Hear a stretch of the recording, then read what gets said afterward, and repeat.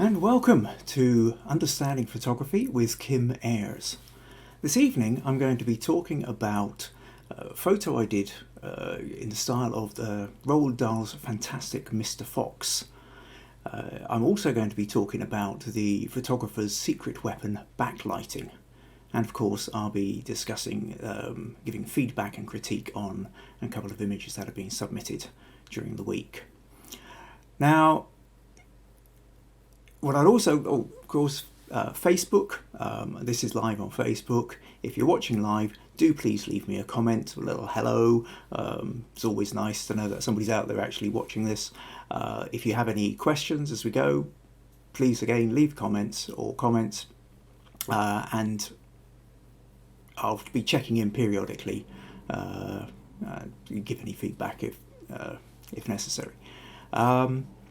If you find any of this interesting, useful, then do please consider the idea of a donation. You can see just down in the corner there, paypal.me/Kim Ayres. It's not required, but it's always appreciated. So, first thing I want to talk about this evening is Roald Dahl's fantastic Mr. Fox. This started. Let's just pull up this image. So this is the photo. It was done for Wigtown Book Festival. The previous year I'd done a set of photos, and this was a continuation of the series of authors as characters from literature. So what happened was there was different authors decided to get involved, and they could be photographed as a favourite author of theirs or a favourite character from a book. And at the time it was a real kind of step forward for me in my photography, especially that first year where I was essentially moving from sort of black and white into stage scenes. Now I'll talk more about that whole project I think at a later date, but this particular image I wanted to discuss, this was done a year later, or probably about 18 months later. And what had happened was the author who'd come on board was Polly Puller. She's also a wildlife photographer, writer, and when I was telling her about the project, she's got a love for foxes. She said, I'd love to be Roald Dahl's fantastic Mr. Fox. And this was just great because you think, well, okay, how are we going to make this happen? And so she sort of bounced ideas around, and she said, I've got a tweed jacket and some +4s, and I've got a friend who can do face makeup. She said, and I've got a compliant chicken. The phrase still stays in my head. And just to show you here, here we go. If you look under Polly's arm there is the chicken, and very compliant. Quite happily sort of sat there, plucked away a few times. I think maybe left a little bit of mess down the other side of Polly's jacket, but other than that, so we thought, okay, this sounds like a lot of fun. But so we decided to. Now Polly lives up in Aberfeldy, which is quite a distance, several hours drive from Castle Douglas. So it wasn't just a case of popping around one evening when it was a nice light. We had to kind of arrange this in advance, and in fact it was postponed twice because we'd sort of set a date and then it became quite clear the weather was just going to be awful. The original idea, in fact, was that Polly was going to have the chicken under her arm and be sneaking out of a hen house. Anyway, she's got a small holding, and what happened, we thought, okay, great. So in fact what happened when we finally got it, she invited me. I went up, stayed for a couple of days, and on the first evening when I arrived, we took a little look around the grounds, and just up the hill was this fantastic tree growing out of a bunch of lichen and moss covered rocks. And the sun was beautiful, it just getting low in the sky, and we just knew this was the place to do, to really, we wanted to get a shot here. it was too late that evening to start setting everything up. We decided we were going to do the shoot the following day anyway. The following morning, it was really cloudy and dull, and we were starting to worry that maybe the weather wasn't going to go. But mid-afternoon, clouds broke, sun came out, and we set about doing the shoot. Now, as it turned out, the hen house never really worked. Something about the lighting or the shapes and where I could put the camera or couldn't put the camera, and it just couldn't really get it going. I don't know, it might be different now, a few more years experience under my belt. I like to think I'll probably be able to get something. So what we did though was we then went up the hill. Polly set up, and rather wonderfully, as well as the compliant chicken, she also had these rare breed sheep, which fantastically just wandered into view to see what was going on. I've had a couple of people think that they sort of seem so perfectly positioned, I must have photoshopped them in or something, but I honestly didn't. I mean, let's face it, the best trained sheepdog in the world wouldn't have been able to line them up like that. But I'll show you a couple of other photos from that series, just to show that it was in fact for real. So you can see here, this is when the sheep kind of came around. This was a bit more of the setup. There's a bit more of the valley floor here. There's a sheep eyeing up the Polly, or maybe the wine. It was wonderful. They were just kind of curious. This was, you can see, is fairly similar layout to the other one. I think I took the other one first, and then the sheep wandered up and came around here.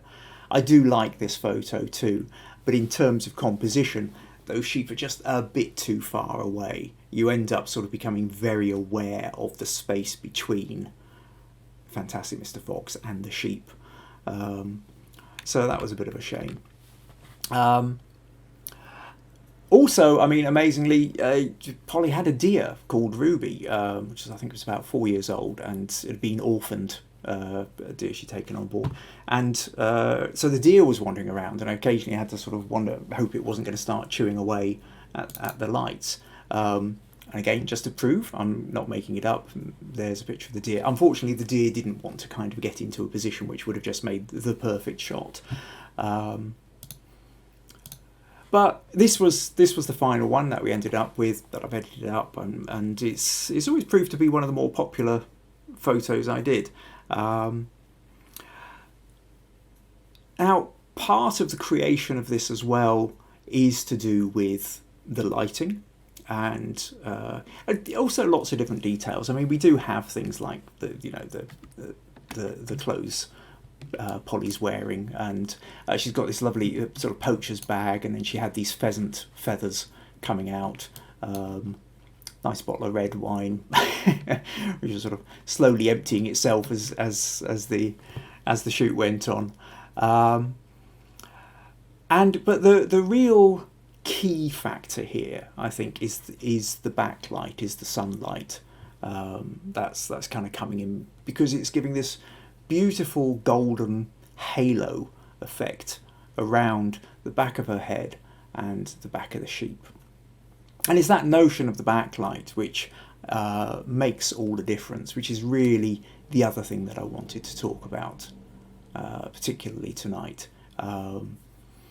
So that kind of gives you a bit of an idea about the story behind this particular photo. It was a hugely fun shoot to do, and at the time, again, kind of represented to me at least a kind of a leap forward in what I felt I was able to create. So I'll just flip into Facebook now and see if we've got any comments yet. Brian, hi Kim. Hey Brian, good to see you. Right, so far fairly quiet in the comments section. Do feel free to come in, leave any comments. So let's flip back then and start talking about the notion of, oops, not that one, let's minimize that and go back here. So, backlighting. Now, probably the best way to... Okay, let's start with this photo. So I was talking about this photo last week, when I was talking about the use of coloured gels. And what I said was the way this photo had worked, for those who weren't watching last week, was within this confined space. This is Doug Fitch, potter based in Corsica in southwest Scotland, and his wife, another potter, Fitch and McAndrew. And the space itself is kind of a converted porter cabin, so there's not a huge amount of places to put lights. And I had a main front light coming from the left. But when you've just got a front light, all the light hits the subject, and then the back all kind of disappears into the shadow. But the background of this was an important aspect of the photo. But also what I wanted to do was, rather than just light it up, there was a tiny little window which you can just sort of see behind Doug's head there. Now, it was just a few feet away from a wall where very little natural light was actually coming in. So what I did was I stuck an off-camera flash, a speed light on a stand, put it through a diffusing umbrella, and I put an orange gel on it. And the orange gel then kind of cuts through, and the effect you get is one of a kind of late evening sun coming through in the background. So it was a nice kind of warming effect. It helped light up the background. But it also, part of it is catching Doug's hair here as well. And that notion of a light behind the subject is what I mean when I was talking about the idea of the photographer's secret weapon. An awful lot of... It's one of those things I don't often see talked about. I certainly don't see it talked about enough. You'll hear all these different things with photography about rule of thirds, of, different kind of compositional techniques, or understanding your aperture and your ISO and your shutter speed, and all these things. They're fine, they're relevant. But I think when it comes to lighting, the use of backlighting, when done properly, can just lift. It really lifts the image to another level. Now, sometimes this, well, actually, the people who really know this are live performances, right? When you go and watch a band live, you go to the stadium, you go to the theatres as well. I mean, visual experience. They nearly all have a rack of lights behind them. They're not just being lit from the front, they are also being lit from behind. And they know it just looks much more amazing when they do. So, for example, here's a photo, status quo. And fine, he's got the main lights on him, but he does have lights coming down from behind. And when you're back out there watching this, what the backlight really does is it separates the person from the background. When you don't have a backlight, when it's just sort of fades into the black, well, there isn't the separation. It just sort of blends in, and it just sort of... Whereas the moment you've got a light behind and it's catching the edge of the hair or catching the shoulder, then it separates from the background, and it kind of makes the foreground part of the image just pop, really. And given the fact that what we are working with is a two-dimensional medium, trying to capture a three-dimensional space, the use of that backlight helps create that three dimensions, because you become aware of the separation. You become aware then much more of the depth of the picture. The background is now something much further back. Much more. Sometimes they use smoke, sometimes you get silhouettes, and you can maybe end up with something like this. This is King Charles was playing at the Eden Festival a couple of years back. And again, there's another aspect to this, which, as well as visually it looks great for you, when everybody whips out their phones and cameras when they're in the audience and starts taking photos, the photos just look great. There's a whole understanding in performance, and especially things like festivals and what have you, where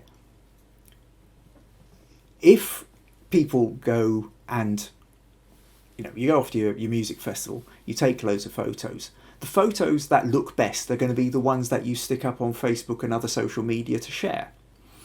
And you could have the greatest musician, who does the most heart-wrenching singer-songwriter stuff, would make you weep. But if the stage looks pretty bland, if the lighting is pretty bland, then the photos end up pretty bland. And you might stick the photo up saying, hey, saw this guy, oh, his voice was just moved me to tears.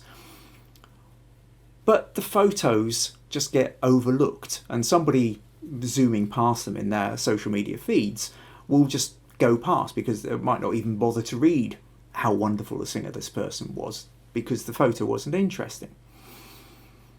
So a lot of bands realised quite quickly that if you've got a really good visual, then what happens is people take photos, and these are the photos that then get shared more. Because they automatically look good, everybody's sharing them in their Facebook and their Instagram and whatever other social media feeds they've got. And so your name spreads further. Setting up good lighting then is a really, really important part of any stage performance. And the backlighting, most lighting specialists in theatres and stages really understand this.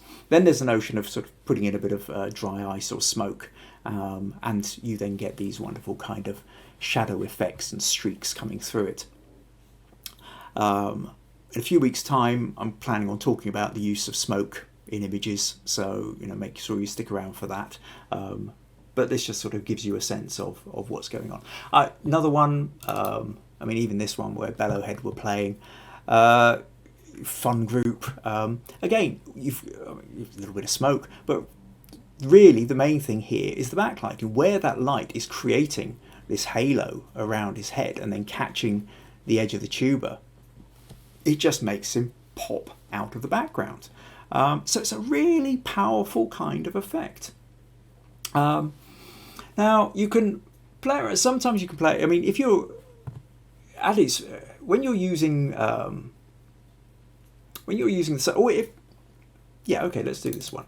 If you're using the sun as a backlight, of course the next problem is that generally speaking the foreground gets thrown into silhouette. But you can play with that notion. Here I was out with this photographer Alan Wright. He's a wonderful landscape photographer, and we'd gone out together just to sort of play around and sort of catch a bit of the setting sun. And I took this photo of him getting ready with his camera, and I really quite like that silhouette. So you can as long as you get the silhouette right, you get the shapes right, you can see that here's a man, profile on, and you can see the camera. A little bit of lens flare coming across the silhouette. But there are times also, I was doing some photography for Absolute Classics, who arrange all sorts of classical performers to come and play in Dumfries and Galloway and different places. And I was photographing their rehearsal, and here I had lights set up, and one of the lights, the light that should have been lighting her up, didn't go off, but the backlight did. And it just creates this beautiful sort of line around. I really like these kind of photos. They're incredibly atmospheric. You can't see the detail. You're just getting the detail on the edging. You're not seeing her face or anything. But the mind fills in the spaces. And so it's almost like a kind of chalk line on a piece of black paper. Another one from the same shoot where I was using wide angle lens at this point. Now the backlight is lighting up more. You can see the piano. You're catching the face of the guy sitting next to her. You're catching a violin player. This is classical music. It's a violin player, not a fiddle player. in there, and there's lots of lines and shapes coming out. We've also got the kind of streaks of light coming as well, and so that's got quite a lot more energy in it, use of diagonals and what have you in there. But this notion then that this backlight is just that's what's really creating the power in these photos. So, but if we go back to this problem of if you've got the sun behind you, you end up with a silhouette, like there was with this photo of Alan. Then what do you do when you're photographing someone like Polly? Here, because what we've got is we've got the setting sun behind her, which is creating this absolutely beautiful halo.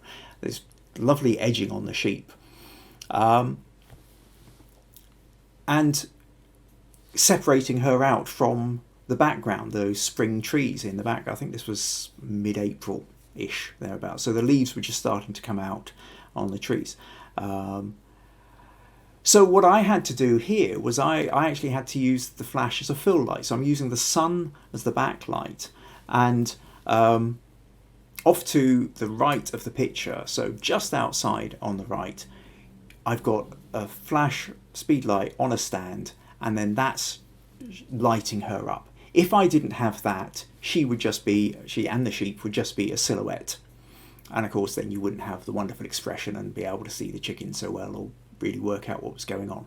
So by having an off-camera flash, I was able to fill in the gap. So in terms of exposure, you expose for the ambient situation, you expose for the background, and then you change the power on the flash in order to fill in as much, so you don't white her out, or she's not left in shadow. If you ever, the trick for ever knowing how a lighting setup is follow the shadows, or follow backwards from the shadows. And you'll notice in here that basically, if all the sun was just coming from behind her, then you wouldn't have this side of the rocks lit up, and this is where the bag is lit up. And if you then look at the shadow of the buckle on the bag, you can then sort of run that backwards and find where the lighting is.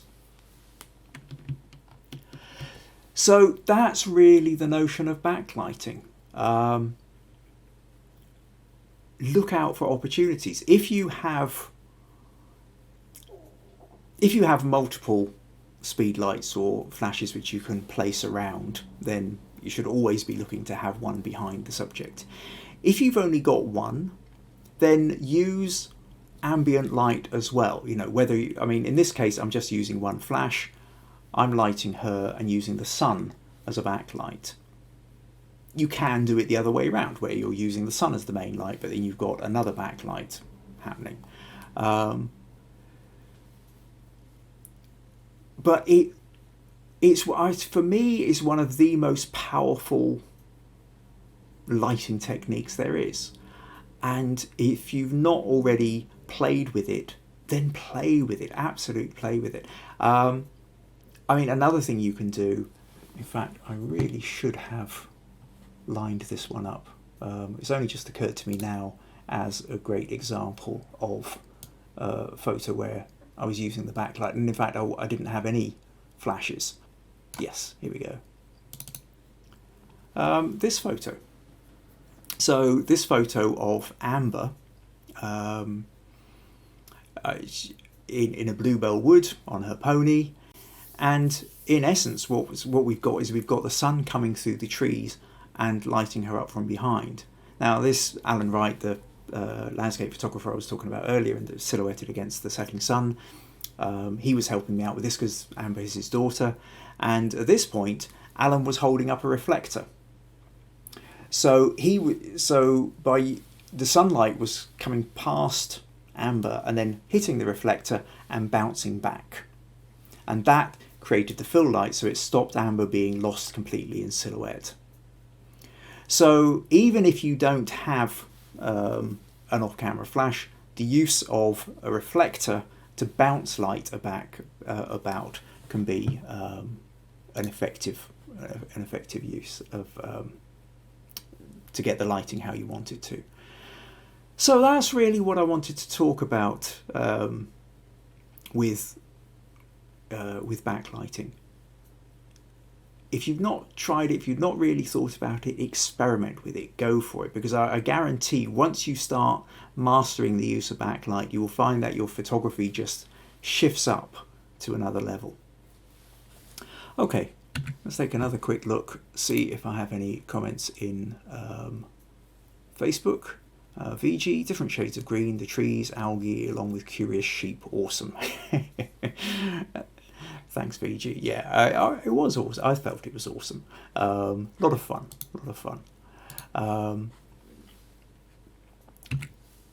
Right. Okay. So flick back to here again for the moment. So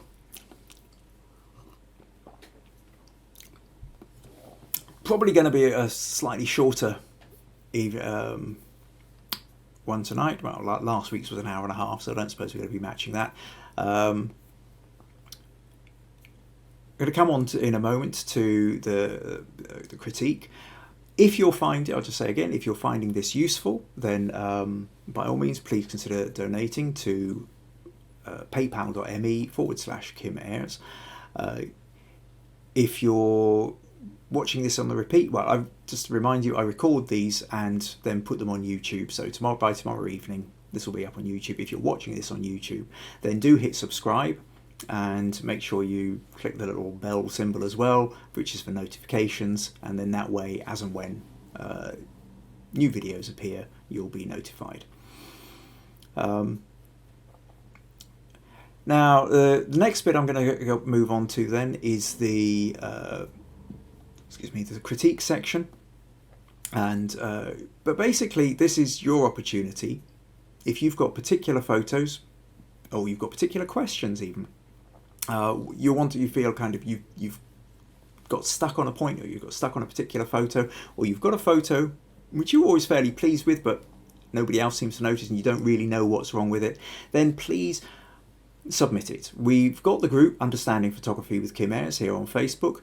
Just if you haven't already joined, just type it into the search bar. You'll find the group, request to join, you'll be let in, and then you can submit an image for me to take a look at, and then the following podcast I'll take a look and give you some feedback. So now, what do we want to do next? So now I'm going to move on to the pictures. And so VG sent in this photo. She also sent in the unedited version. So I'll just open that as well. So she's taken that and she's cropped in.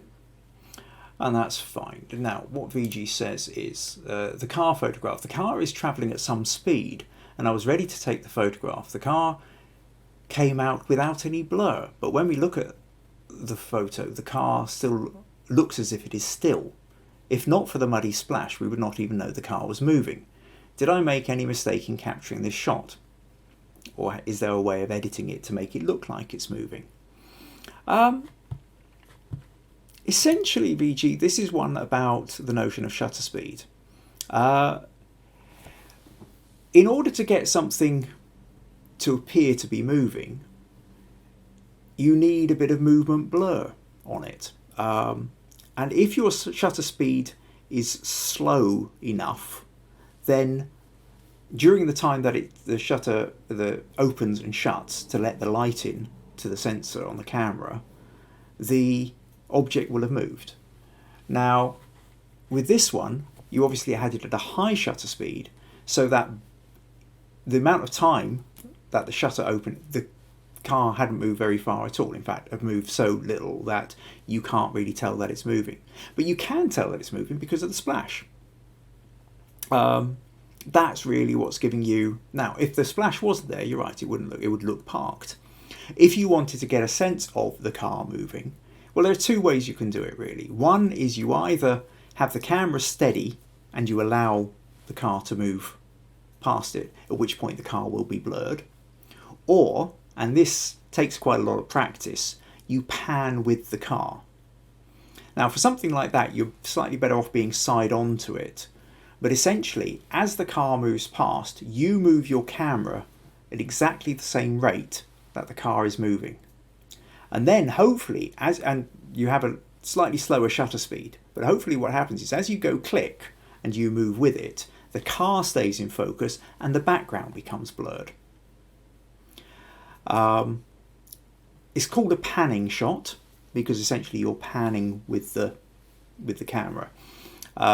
It's very difficult to do, takes a lot of practice, but can be quite an effective technique if you learn how to use it. I would show you examples where I've done it, except that I've never managed to effectively do it. I'm a portrait photographer, I'm a narrative photographer, I set scenes and tableaus. Mostly my camera is either sitting on a tripod, or if I am hand holding it, I'm not doing a lot of sweeping movements. So there are other photographers out there who have that down. It's not my speciality. One of the things I would say with this photo, just a wee thing, which is you've got this here, it's a picture of a car, but it's also on its way out of the picture.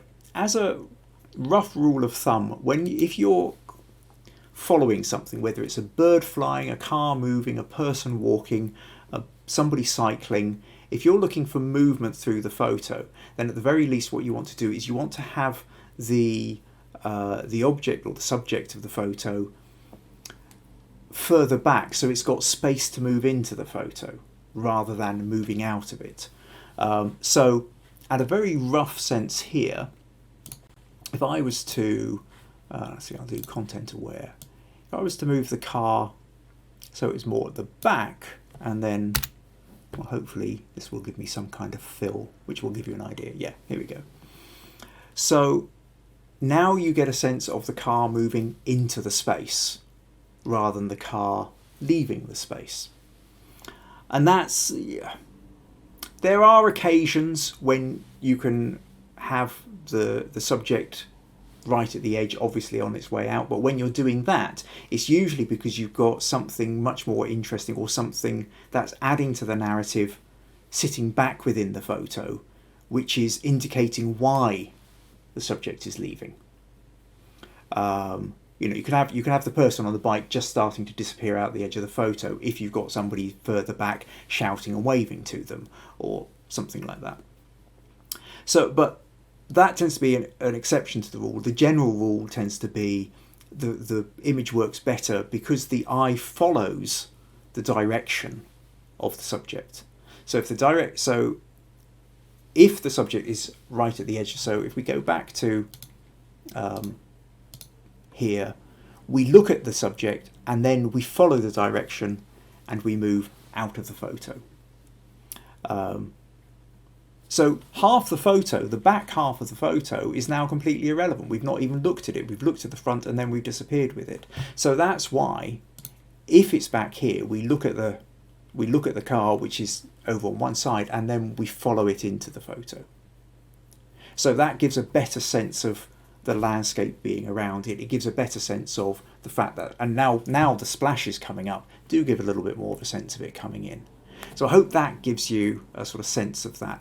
I mean, can you make it look like it's moving afterwards?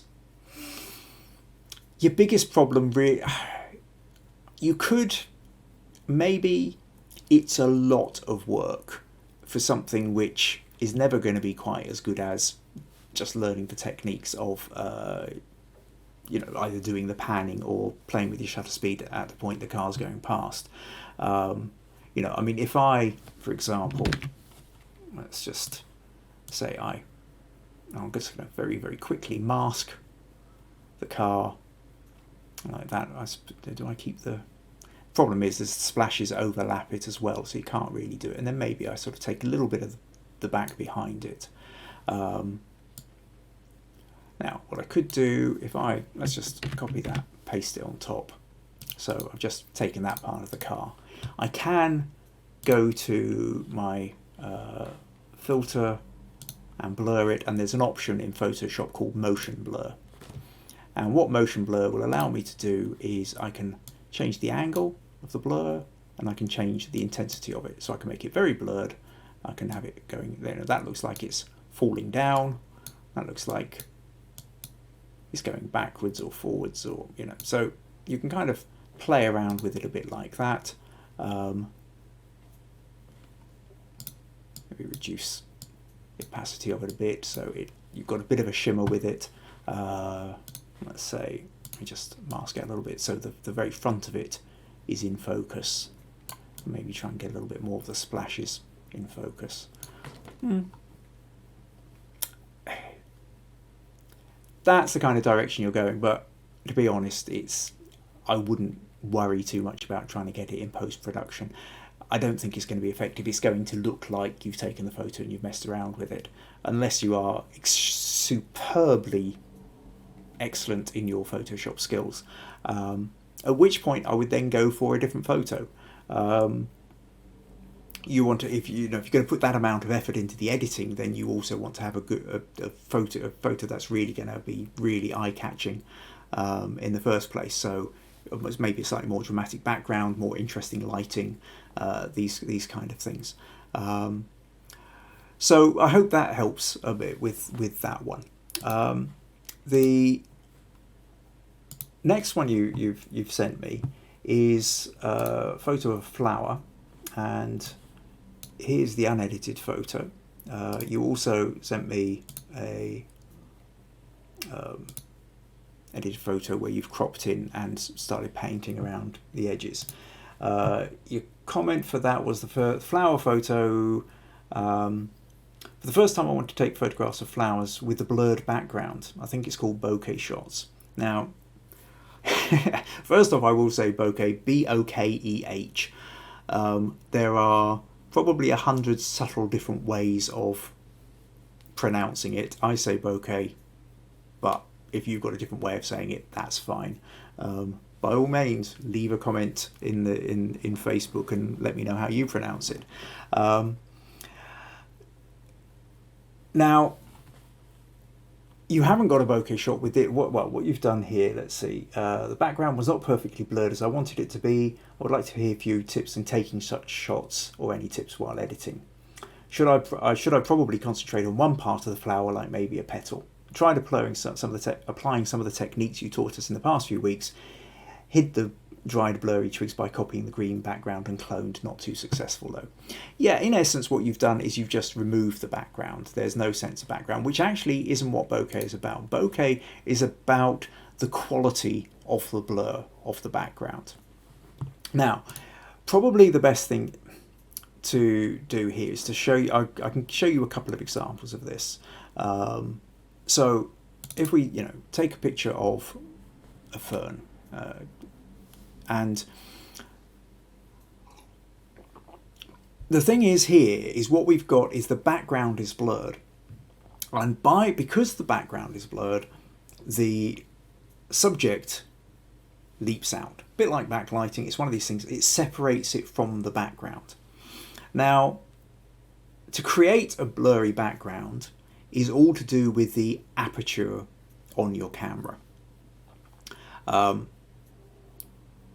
I think probably in later shows I will talk a little bit more about what aperture is for those who don't really know. But essentially, you've got a setting on your camera where you're playing with the f-stop, and the f-stop is about how wide or how narrow the entrance for the light is. When you go click with the shutter speed and on the camera, the shutter opens and shuts and lets light onto the sensor behind. Originally used to let it onto the film or the negative.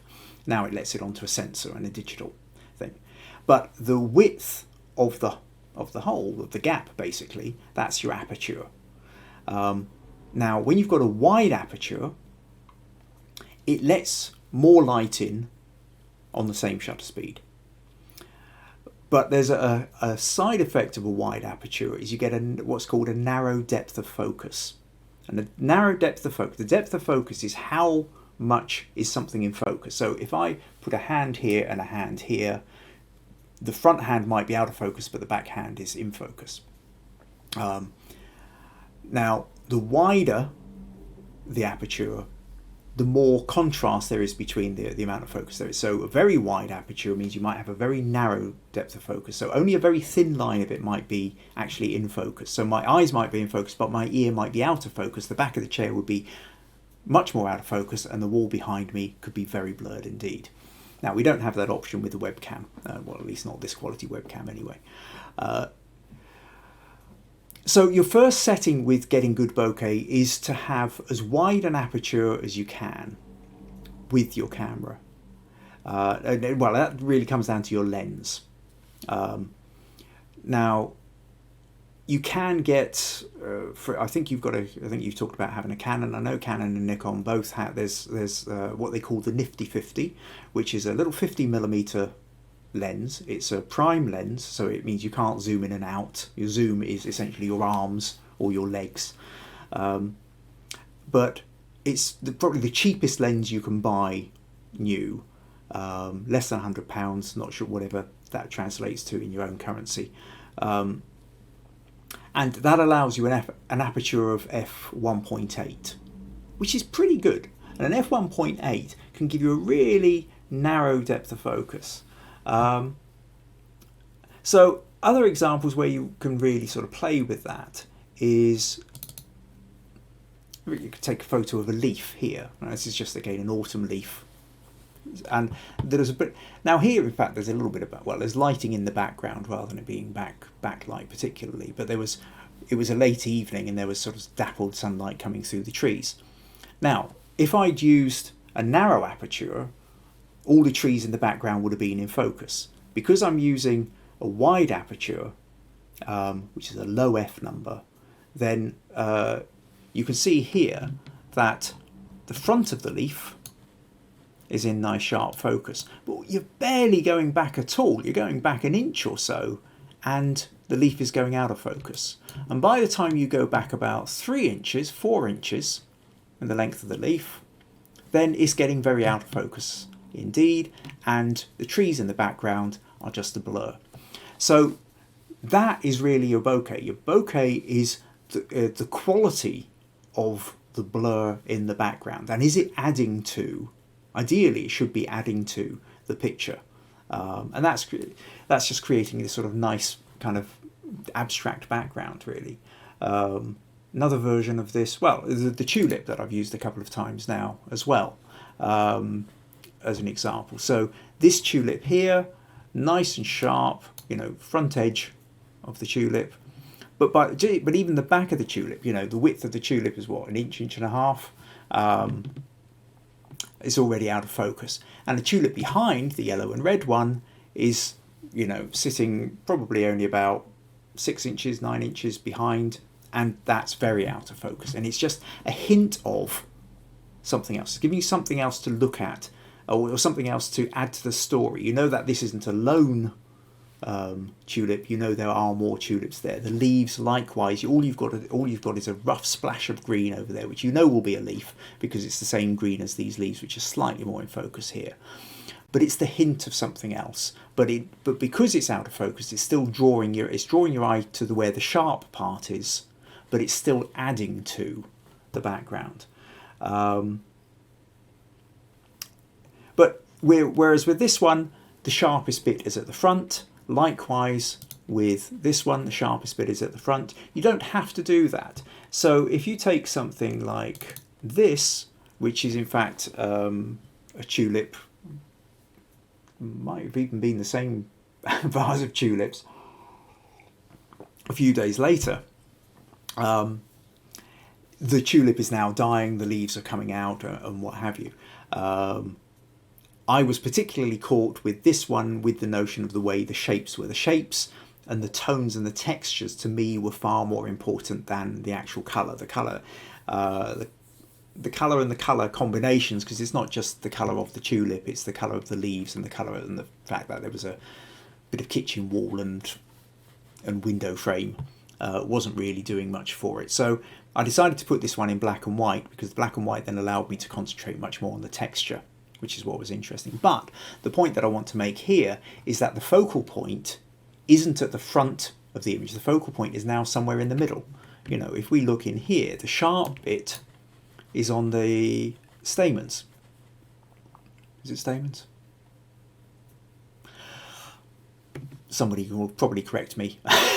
So my sense of botany has suddenly gone completely out the window. Anyway, these bits, the bits which have the seeds on them, or the pollen on them, these are now the bits that are in sharp focus, and this bit where the petal is curling round. But already just on the same petal, because it's going out of focus behind, but it's also going out of focus in front. These leaves that are on either side are out of focus as well. But they're kind of helping to draw your attention into where the sharpness is. So the use of blur and bokeh doesn't have to be just sitting behind to make the thing stand out. You can also use it to frame the key point of the subject as well. So really, yes, to say to your bit, should you concentrate on one bit of the flower? Yeah, go for it. Play.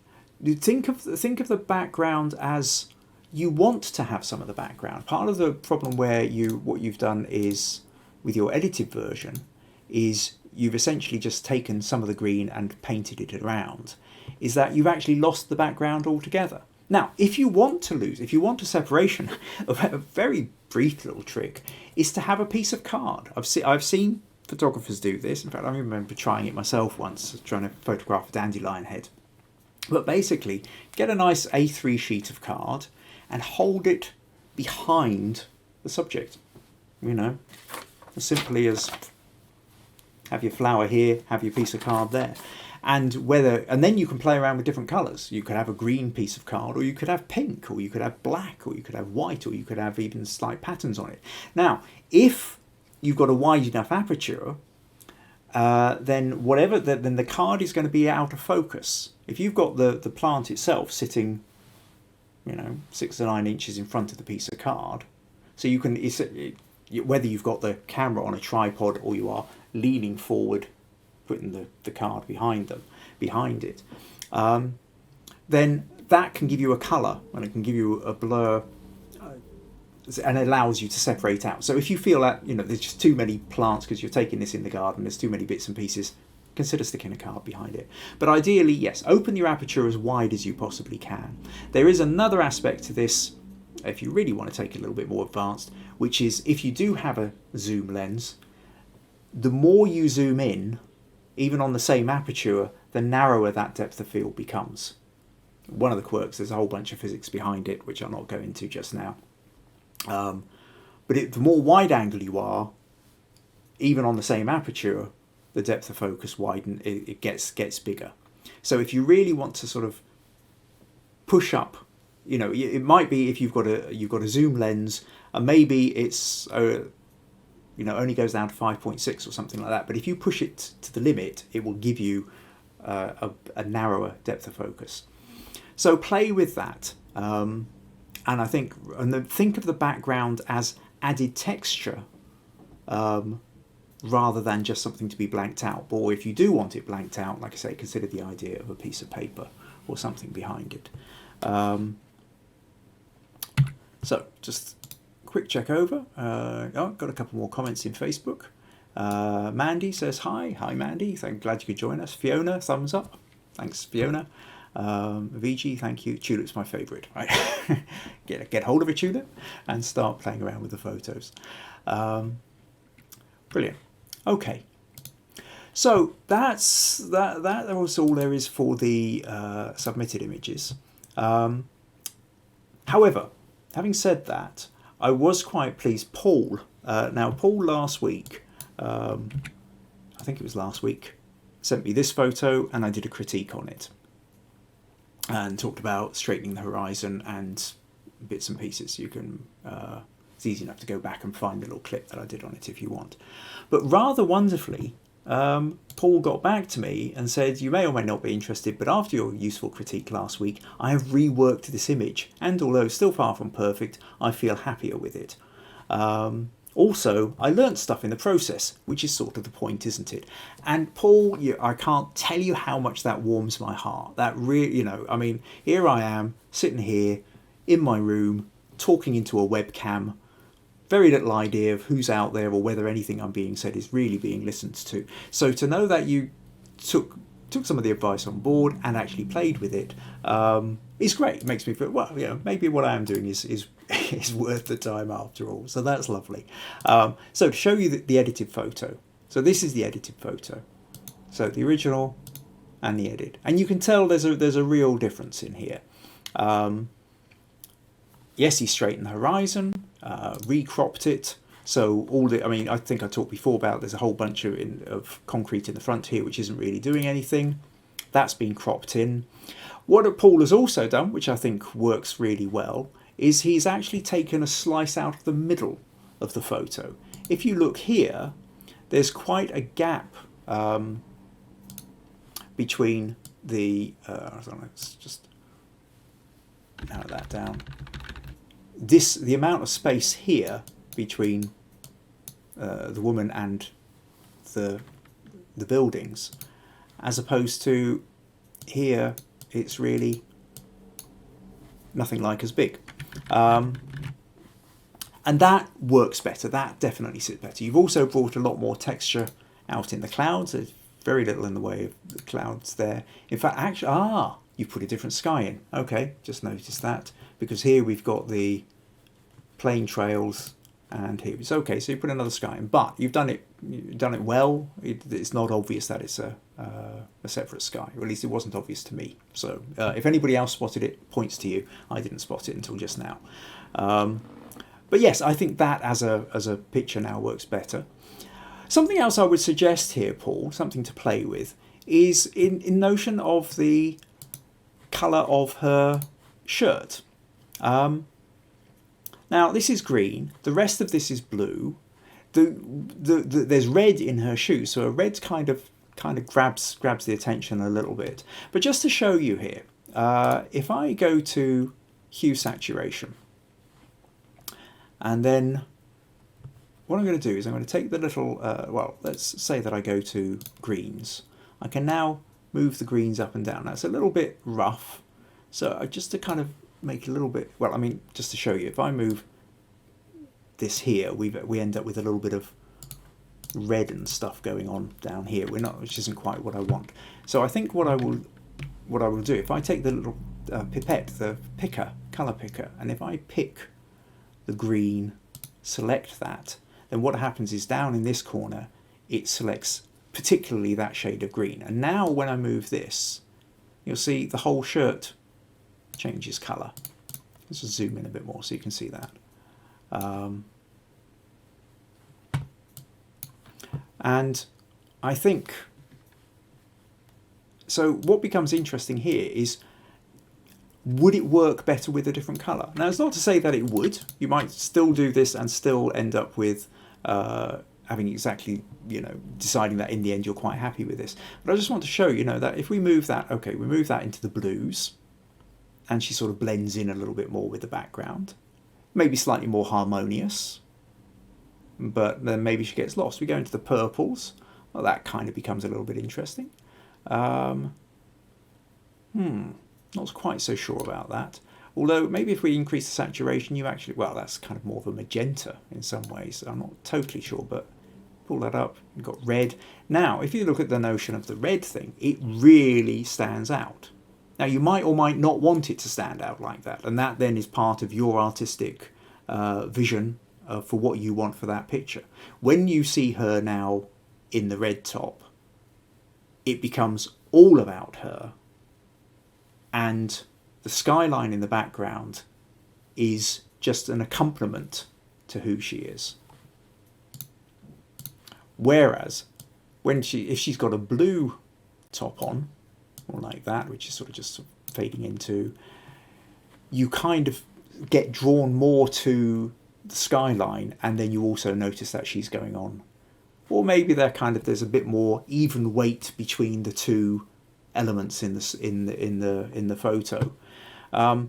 So it was something I wanted to just kind of draw your attention to, is that by changing the colour of this, if you're into the reds, or even if we go to kind of, let's pull up the saturation a bit, that's well overdone, but anyway, kind of orange, which is a kind of complementary colour to the blue. Let's take that down a little bit, something like that. So orangey red, those warm colours as opposed to the cool blues, they put a great deal more weight onto the woman doing the stretches. So it's something to bear in mind when you're playing with the image is how are the elements interacting with the other elements in the picture, and you can increase the weight of one element over another quite often by just something as simple as moving a slider on the hue and saturation for just a particular colour. It helps in this case that this green here is the only thing that's that colour, so I wasn't having to worry about the trees changing colour in the background. But having said that, you would just mask it. You would sort of select the shirt and then just move that if that's what you wanted to do. You could similarly, if you really wanted to, if you felt, for example, that the shoes were just being red were grabbing too much attention, you could select the reds and turn them to a blue, and then they would more or less disappear from notice. You would just, because everything else has kind of got these bluish tints, you would just sort of see past them. So that was really what I wanted to bring in with the Notion for that, Paul. But yeah, I mean, other than that, I think you've done, getting in and playing around with the edit has made a world of difference to that photo. Right, that's pretty much it. That's all I was sent in this week. As you can see, there are spaces. If you have an image you want to put in and you're thinking, not sure, maybe I should let other people have a go, don't worry about it and put it in. And I mean, yeah, the critique, there's not many places online where you can really get decent critique. We've talked about this a little bit before. Trying to get honest feedback on your photos is extraordinarily difficult because by and large, you shove up any photo on Facebook and people just like it. Anybody who doesn't like it isn't going to turn around and say, not so sure about that, don't you think you should have changed the colour of the t-shirt, or don't you think you should have straightened the horizon? Because nobody wants to cause an argument. And in these days, especially where everybody seems polarised on pretty much everything, daring to ask for an opinion is a dangerous place to put yourself in. So nobody really wants to offer up their opinion unless they feel very, very, very, very strongly about it and are prepared to unfriend you if you disagree with them. At that point, they might give you their opinion. But that's not really where we're at. It's not an attitude I particularly like anyway. And certainly it's not an attitude which is welcome in here. So if you want to try and get some honest feedback, and I will always try and be as tactful as possible and as helpful as possible. This is the whole point of these sessions, is I want you to become a better photographer. I want you to have more fun with your photography. I want you to feel like you're creating more with your photography, that you're feeling happier, and that you feel you're advancing with it. I enjoy the photography. I'm frustrated as anything that I can't be out there taking the photos at the moment in the way that I like to. But I have all this knowledge, happy to pass it on to you. So rummage through your folders and your files, pick out a couple of photos, which the ones where you feel, I know there's something there, I just could really do with a second opinion, and join the Understanding Photography with Kim Ayres Facebook group if you haven't done already. And if you have, just post the image, say a little bit about what's bothering you with the image and what kind of feedback you would like, and we can feature it next week. That's pretty much it. Again, if you found this useful, do consider a donation to paypal.me/Kim Ayres. And if you're watching this on YouTube, do make sure you subscribe. Next week, I'm going to be talking about a photo I did of a retired ballet dancer, Alexandra, and I'm going to be talking about the notion of side lighting or edge lighting, very similar to backlighting really, but you can use it to really create outlines. It's a bit like the one I did of the Absolute Classics pianist, but taken up to another level. So join me next Tuesday for Understanding Photography with Kim Ayres, here live on Facebook Live, or catch me afterwards on YouTube. Thank you very much. Look forward to seeing you next week. And let's find that.